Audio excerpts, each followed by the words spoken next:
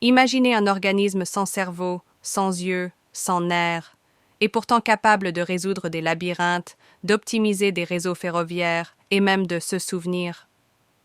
Ce n'est pas de la science-fiction, mais bien la réalité du Physarum polycephalum, une moisissure visqueuse jaune qui défie tout ce qu'on pensait savoir sur l'intelligence.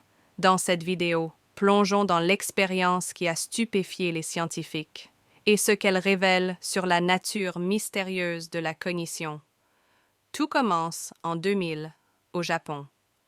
Le professeur Toshiyuki Nakagaki place le Physarum dans un labyrinthe miniature avec de la nourriture à l'entrée et la sortie. Résultat? En quelques heures, la moisissure étend ses filaments, explore tous les chemins, puis optimise son trajet pour créer le chemin le plus court entre les deux points. Comment? En réagissant aux signaux chimiques de son environnement. Mais ce n'est que le début. En 2010, des chercheurs reproduisent l'expérience avec une carte de Tokyo et ses gares.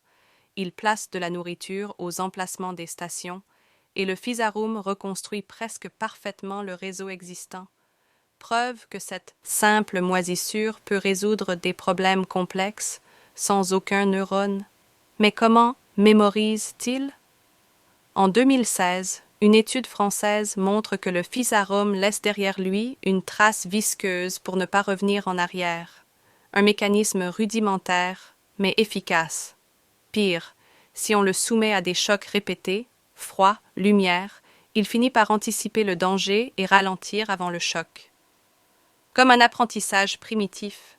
Certains parlent même d'intelligence collective. Si on fusionne deux Physarum, l'un transmet ses connaissances à l'autre. De quoi remettre en cause notre définition même de la pensée?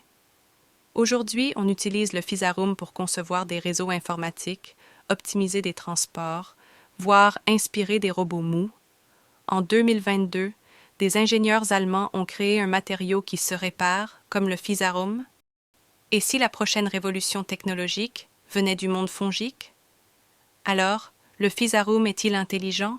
Pas au sens humain, mais il prouve que la nature trouve des solutions inimaginables. Et si l'avenir de la science se cachait dans nos forêts? Dites-moi en commentaire, faut-il craindre ou s'inspirer de ces organismes? Et surtout, sur quelle autre découverte étrange voulez-vous une vidéo?